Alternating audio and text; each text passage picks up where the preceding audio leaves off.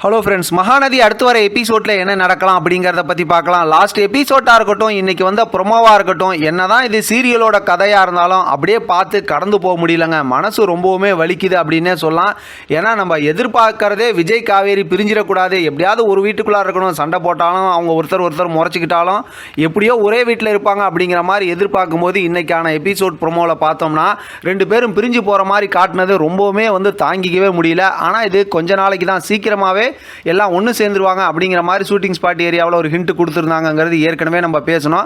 எப்படி பார்த்தாலும் நிறைய லாஜிக் மிஸ்டேக்காக தான் இருக்குது. இப்போ இன்றைக்கான ப்ரொமோவில் பார்க்கும்போது கூட அன்பரசு பசுபதிக்கெலாம் சம்மந்தமே இல்லை இந்த இடத்துல. எதுக்கு அவங்க இங்கே வந்தாங்க? ஏன்னா வெண்ணிலா வீட்டை விட்டு போகிறதுக்கு காரணமே அன்பரசு தான். அப்படிங்கும்போது விஜய் செம்ம கோவத்தில் இருப்பார். பசுபதியை பற்றி சொல்லவே தேவையில்ல. நம்ம விஜய் பார்க்குற இடத்தெல்லாம் பலார்னு அரைஞ்சிக்கிட்டு தான் இருக்கார். இது மட்டும் இல்லாமல் குமரன் இன்றைக்கி விஜய் மேலே கை வச்சு அடித்ததெல்லாம் பார்க்கவே முடியலங்க கொஞ்சம் கூட. ஏன்னா குமரனோட வளர்ச்சிக்கு முழு காரணமே நம்ம விஜய் தான் அப்படிங்கிறத குமரன் எப்படி மறந்துட்டாரு, எப்படி இப்படி நன்றி கெட்டத்தனமாக நடந்துக்கிட்டார் அப்படிங்கிறது ஒன்றும் புரியல. ஏன்னா காவேரி நர்மதாவோட ஆப்ரேஷனுக்காக தான் இந்த மாதிரி நடித்தேன் அப்படிங்கிற விஷயத்த சொல்லும்போது எல்லாரும் அதை புரிஞ்சுக்கிட்டு இருந்திருக்கணும். அப்போ ஏற்கனவே இருந்த பணத்தை காண அடித்தது யார்? குமரன் தானே. அந்த விஷயம் கங்காவுக்கும் தெரியும்ல. அப்போ அதுக்காக தானே இதெல்லாம் நடந்துச்சு. அப்போ இதெல்லாம் அங்கே அக்செப்ட் பண்ணிக்கிட்டு விஜயை பாராட்ட தானே செய்யணும். அது இல்லாமல் விஜய் மேலே எல்லா ஃபேமிலியும் சேர்ந்து கோவப்படுறது எப்படி நியாயம் அப்படின்னு ஒன்றுமே புரியல. அதோட பார்த்தா காவேரி சொல்லி அழுததுக்கப்புறம் காவேரியோட அம்மா இவ்வளோ நாள் என்னோட மகன் மாதிரி அப்படிலாம் பேசிக்கிட்டு இருந்தாங்க. அதெல்லாம் என்னமோ வாய் வார்த்தை தானா அப்படிங்கிற மாதிரி யோசிக்க ஆரம்பிச்சிருச்சு. ஏன்னா உங்களை மாதிரி ஒரு மனுஷன் கூட இருக்கிறத விட என் பொண்ணு என் வீட்டில் இருந்துட்டு போட்டுன்னு சொல்லி கோவப்பட்டு கூட்டிகிட்டு போகிறாங்க. ஆனால் விஜய் தான் அப்படியே அழுதுகிட்டு அப்படியே நின்றுட்டு இருந்தார். கண்டிப்பாக தாத்தா எல்லாத்துக்கும் பேசி எல்லா விஷயத்தையும் சீக்கிரமாகவே புரிய வைப்பார்.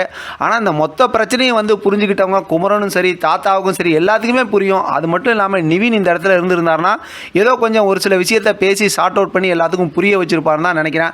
ஆனால் இன்றைக்கி நடந்து போன இந்த கசப்பான விஷயத்தை வச்சு தான் அடுத்த ஸ்டோரி மூவ் பண்ண போகிறாங்க. ஏன்னா இந்த விஷயத்தால் ஒருத்தர் டாலரேட் பண்ணி அதாவது அமைதியாக போகிறது இல்லை. அது மட்டும் இல்லாமல் வெண்ணிலாவோட கேரக்டர் அடுத்து என்ன காட்ட போகிறாங்க அப்படிங்கிறது வேற பெரிய ஒரு எதிர்பார்ப்பை ஏற்படுத்தியிருக்காங்க. எது எப்படி பார்த்தாலும் வீட்டை காலி பண்ணி போகிறதுக்கு விஜய் விட மாட்டாங்க, தாத்தா விட மாட்டாங்க.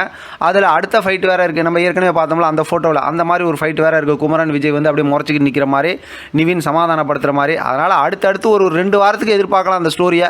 கொஞ்சம் ஒரு மாதிரி இருந்தாலும் அப்புறம் நமக்கு பார்த்தோம் அப்படின்னா சூப்பரான ஃபீலிங்லாம், சூப்பரான எமோஷனல் ரொமான்ஸ் காமெடி கலாட்டா ஃபன் கலாட்டா ஃபீலிங்லாம் காத்துக்கிட்டு இருக்கு அப்படின்னே சொல்லலாம். பார்க்கலாம் என்ன நடக்குதுன்னு. இதை பற்றின உங்களோட கருத்து கமெண்ட் பாக்ஸில் தெரியப்படுத்துங்க. தொடர்ந்து ஆதரவு கொடுங்க. தேங்க்யூ ஃப்ரெண்ட், தேங்க்ஸ் ஃபார் வாட்சிங்.